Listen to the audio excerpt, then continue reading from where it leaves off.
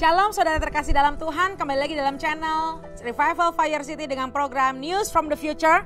Bersama saya Rara Siahaan, The Revival Lady. Saya mengucapkan syukur kepada Bapak Ibu yang terus setia menonton daripada video-video di channel YouTube kami. Dan saya mengucapkan selamat datang untuk yang baru pertama kali menonton daripada video kami. Saya berdoa dan saya pastikan ketika Bapak Ibu menonton video-video kami, maka Bapak Ibu akan berjumpa dengan Tuhan dan Bapak Ibu menerima kepastian akan masa depan dan hidup Bapak Ibu akan diubahkan di dalam nama Tuhan Yesus Kristus. Di kesempatan yang indah hari ini kami akan membahas mengenai New Era Revelation di tahun 2020. What will happen and what we will do for the next era. Apa Bapak Ibu siap untuk mendengarkannya? Bapak Ibu boleh catat, Bapak Ibu boleh imani dan kita sama-sama klaim dan declare apapun yang kita bahas hari ini. Bapak Ibu, kita akan membahas mulai dari After the Passover and the Pentecost 2020. Bapak Ibu pasti masih ingat di video-video kami sebelumnya kita telah membahas mengenai dekade P yaitu 5780. Dan ketika penanggalan Ibrani berada di dekade P, maka kata kunci yang penting untuk dekade P adalah Pesach atau Passover. Sehingga Passover pertama di dekade P ini menjadi Passover yang berbeda. Karena kita merayakannya di tengah pandemi Corona. Kalau Bapak Ibu baca ketika saat ini kita merayakan di pandemi Corona, kalau Bapak Ibu baca kembali di Kejadian atau di Keluaran Bapak Ibu bisa melihat bahwa Passover pertama yang dialami daripada bangsa Israel itu pun adalah hal yang sama ketika mereka ada di tengah-tengah ketika Tuhan melakukan tulah untuk bangsa Mesir.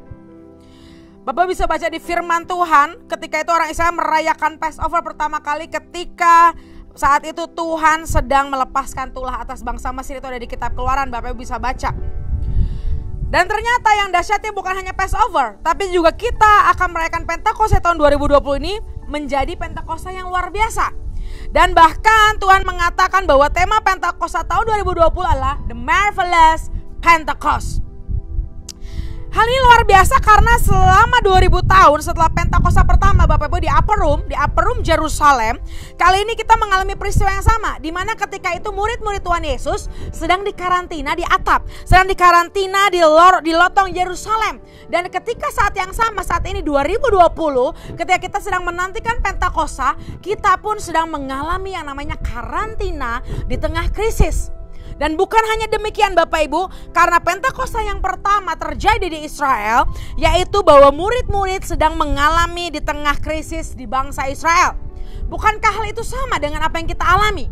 Bahwa ketika Pentakosta 2020 terjadi, kita pun sedang merayakan Pentakosta di tengah krisis yang sedang dunia alami, yang sedang bangsa Indonesia alami. Oleh karena itu Bapak Ibu, bukan sebuah kebetulan bahwa di tahun 2020 kita merayakan Passover dan Pentakosta seperti ketika bangsa Israel mengalami Pesak dan Pentakosta yang pertama kali, yaitu ketika para murid merayakan Pentakosta. Sebab Tuhan berkata, dimulai tahun ini Tuhan akan kembali menyatakan kuasanya bahwa Dia tidak berubah kepada semua bangsa. Dan bangsa-bangsa akan melihat melalui kita bahwa Jesus is alive. Momen Paskah dan momen Pentakosta ini adalah momen ketika Tuhan sedang mau meriset gerejanya.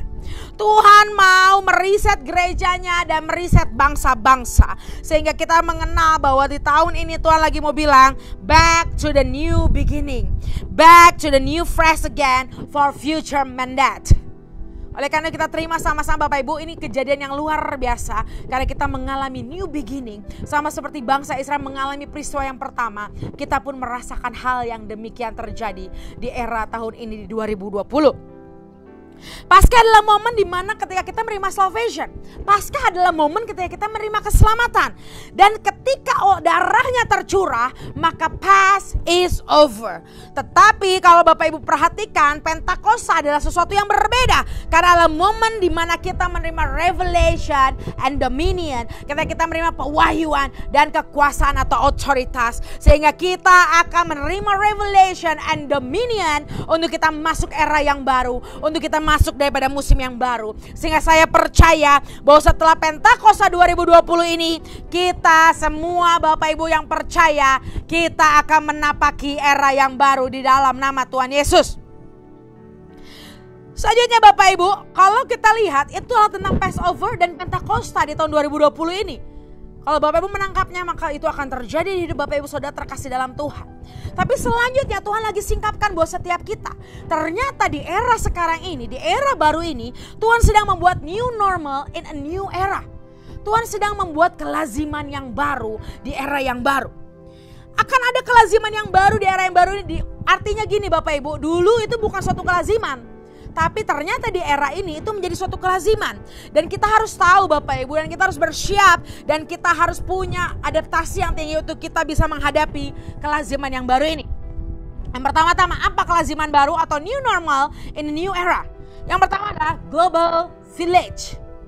Dunia akan menjadi desa global karena orang akan terkoneksi dan berkomunikasi dengan mudah dan cepat melalui media online. Apa Bapak Ibu merasakannya? Saya yakin sekali Facebook, Instagram, Zoom dan banyak hal lagi Tuhan pakai supaya kita bisa berkoneksi dan berkomunikasi dengan banyak orang.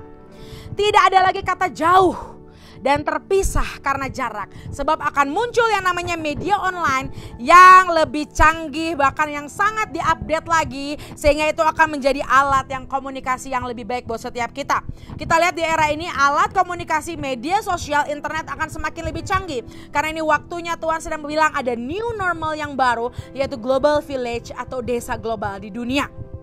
Selanjutnya akan ada kebangkitan dari perusahaan, pendidikan dan pelayanan organik sehingga orang-orang akan lebih menikmati bekerja, belajar dan beribadah melalui media online. Semua fenomena itu sudah kita alami bukan Bapak Ibu? Perusahaan-perusahaan, pendidikan, pelayanan-pelayanan masyarakat semuanya kita menggunakan sistem online. So ini waktunya Bapak Ibu, ini new normal yang baru bahwa Tuhan akan buat kita bekerja, belajar melalui media online. Selanjutnya apa new normal in the new era? Orang akan lebih concern, orang akan lebih fokus dan membuat kesehatan menjadi investasi utama. So bersiap-siap Bapak Ibu bahwa bidang kesehatan akan menjadi fokus utama di pada era yang baru ini. Selanjutnya, gereja akan mengerti dan kembali mengenal dari makna Sabat. Ketika budaya workaholic itu sudah ditinggalkan. Saat ini workaholic atau kita tidak punya waktu untuk rest itu akan ditinggalkan. Karena ini waktunya kita akan mengerti the power of rest. Tidak ada lagi workaholic tapi kita bisa menikmati Sabat dengan Tuhan. Dan kita menikmati the power of rest. Lalu new normal yang selanjutnya. Tuhan sedang mengembalikan atau memulihkan the family power. Sebab keluarga adalah lembaga pertama yang diciptakan Tuhan di bumi ini. Sehingga Tuhan sedang mengumpulkan dan menghimpun kembali keluarga-keluarga. Sehingga power, sehingga kuasa itu akan kembali muncul di keluarga. Dan Tuhan yang sendiri yang menetapkan bahwa ada otoritas baru buat setiap keluarga-keluarga. Ada amin Bapak Ibu terkasih dalam Tuhan. Saya yakin Bapak Ibu yang menonton saat ini sedang ada di rumah dan bersama keluarga Bapak Ibu. Percayalah Tuhan sedang membuat the family power in your life. Tuhan sedang membangkitkan keluarga-keluarga di akhir zaman. Lalu selanjutnya new normal yang baru adalah sahabat maya atau persahabatan online akan menjadi sebuah kelaziman baru.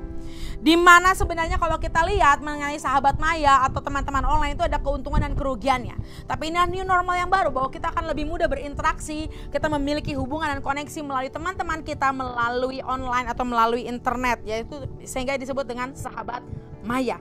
Kita tidak berjumpa dengan langsung tapi kita bisa berjumpa melalui media sosial. Lalu apa nubuatannya Bapak Ibu ketika kita lihat ada new normal yang baru di new era ini, lalu kita akan mendengar nubuatannya di new era ini dan kita harus tangkap, kita harus benar-benar pahami ini semua dan sehingga ketika kita mendengar nubuatan ini kita akan merespon dengan tepat, kita berjaga-jaga dengan tepat dan kita melakukan apa yang Tuhan mau buat setiap kita. Ketika kita mau bahas hari ini prophecy of new era, Tuhan Yesus selalu berfirman dan di Alkitab berkata bahwa ketika akhir zaman tiba maka kita akan kembali ke zaman Nuh. Bapak Ibu ingat zaman Nuh? Ketika zaman Nuh ada itu banyak sekali kejahatan dan amoralitas yang bertambah-tambah. Tetapi justru di tengah kejahatan dan amoralitas akan muncul anugerahnya Tuhan yang berlimpah. Sehingga akan muncul generasi seperti Nuh. Akan muncul orang yang berkenan di hadapan Tuhan seperti Nuh. Sehingga kita akan berkata ini adalah momen found a grace in the eyes of the Lord. Maukah Bapak Ibu Saudara terkasih dalam Tuhan kita menjadi seperti Nuh? Jangan sampai kita salah memilih. Jangan sampai kita menjadi orang yang melakukan kejahatan dan amoralitas. Tapi biar Tuhan menemukan kita menjadi orang yang berkenan dan kita menjadi Nuh di akhir zaman. Ada amin? Bapak terkasih dalam Tuhan? Yes. Selanjutnya, surga sedang melepaskan blueprint. Dan Tuhan katakan inovasi yang baru dan kreativitas yang baru sedang dicurahkan Tuhan secara unik kepada gerejanya. Kita akan lihat gereja tidak lagi pakai cara yang lama. Kita akan lihat ada inovasi baru. Kita akan lihat kreativitas dari surga akan turun buat gereja Tuhan. Selanjutnya Tuhan berkata seperti ini. Tuhan sedang meriset gereja. Tuhan sedang meriset bangsa. Sehingga mereka akan kembali ke permulaan yang baru. Sehingga this is the fresh of new beginning. Ada amin, haleluya. Dan selanjutnya burning bush movement. Bapak Ibu ingat ketika Musa dipanggil ketika ada semak belukar yang terbakar. Inilah waktunya burning bush movement. Artinya karantina membuat kita menjadi slow down. Karantina membuat kita bisa menyimpang dari kelaziman kita. Dan kita berjumpa dengan Tuhan. Dan akhirnya burning bush movement terjadi atas hidup kita. Ada amin, haleluya.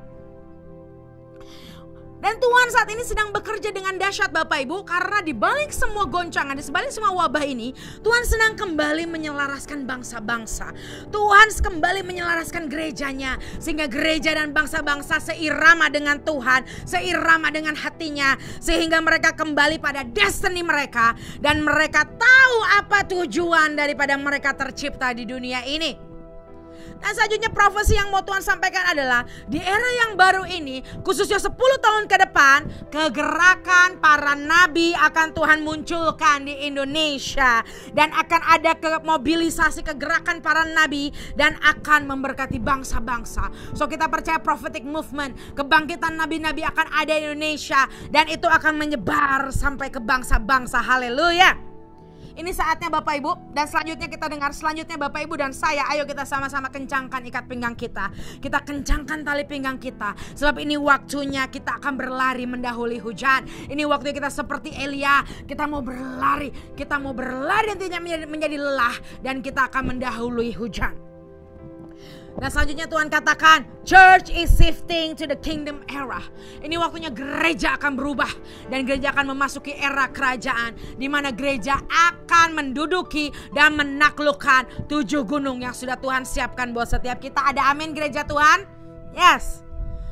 Dan dahsyatnya Tuhan juga bilang bahwa di new era ini adalah waktunya pelayanan dan kita akan bekerja sama dengan para malaikat. Ini adalah waktunya kita menerima pelayanan dan kerjasama oleh para malaikat. So, percaya Bapak Ibu dan imani, maka engkau akan merasakan setiap kunjungan dan pelayanan dari malaikat. Karena this is the era of supernatural. So, kita harus receive it by faith dan kita akan mengalaminya itu semua buat setiap kita.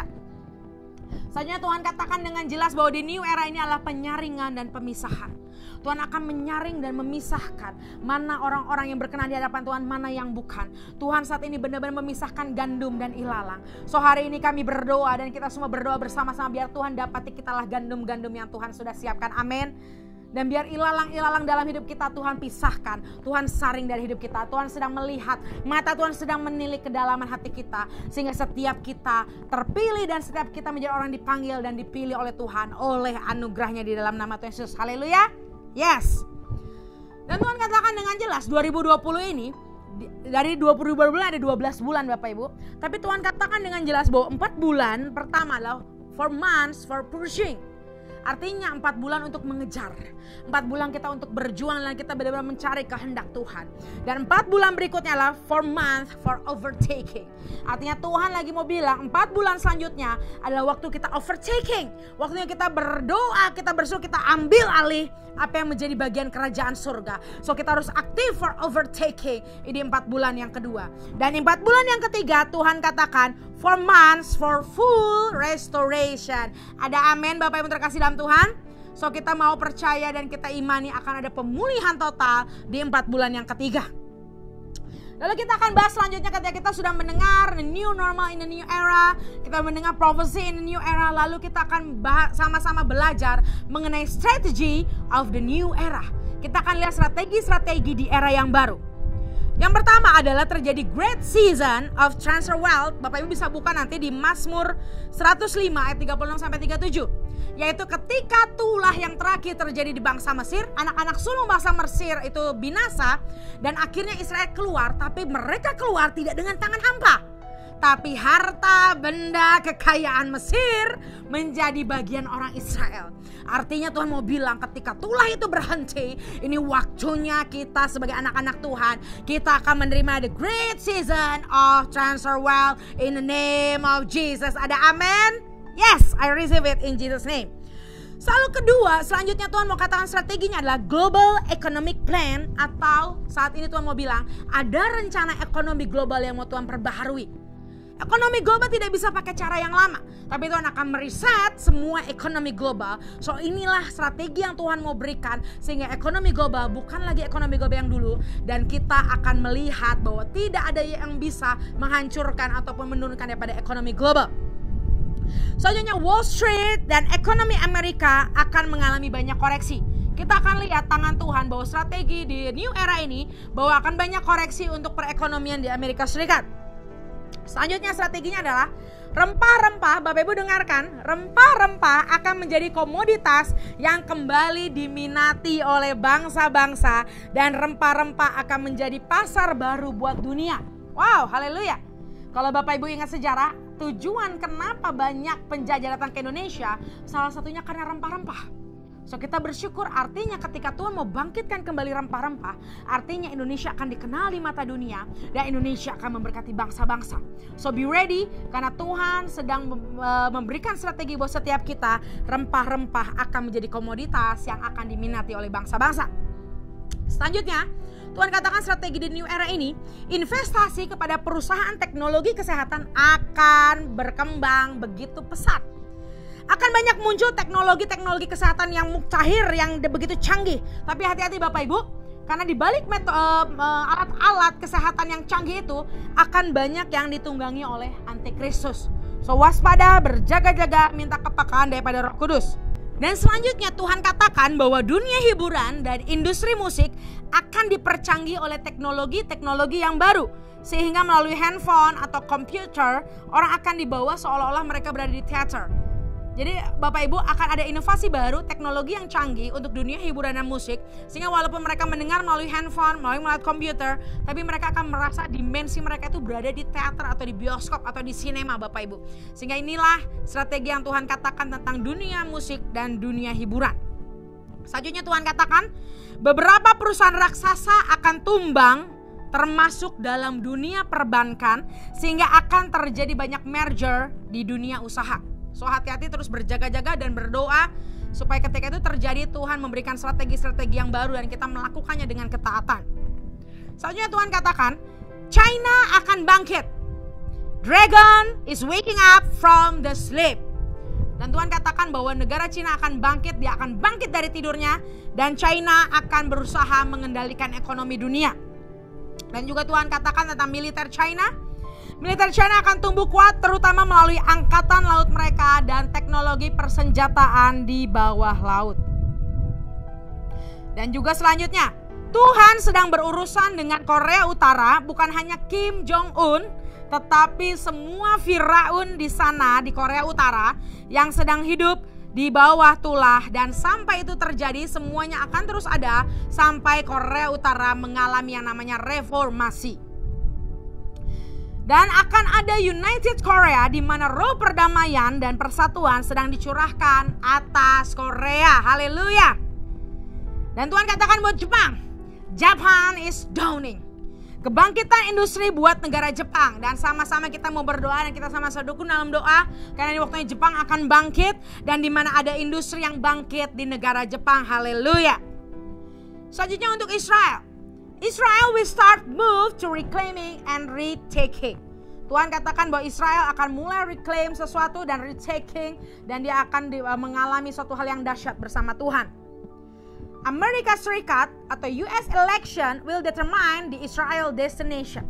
So kita harus sama-sama berdoa buat pemilihan umum di Amerika Serikat, karena pemilihan umum di Amerika Serikat akan sangat menentukan daripada negara Israel. So let's pray for US election in the name of Jesus.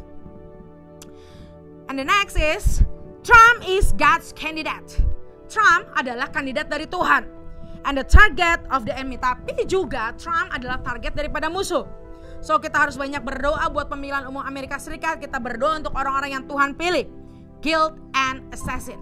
Kita berdoa untuk ini semua Bapak Ibu, sehingga hanya kehendak Tuhan yang terjadi atas Amerika.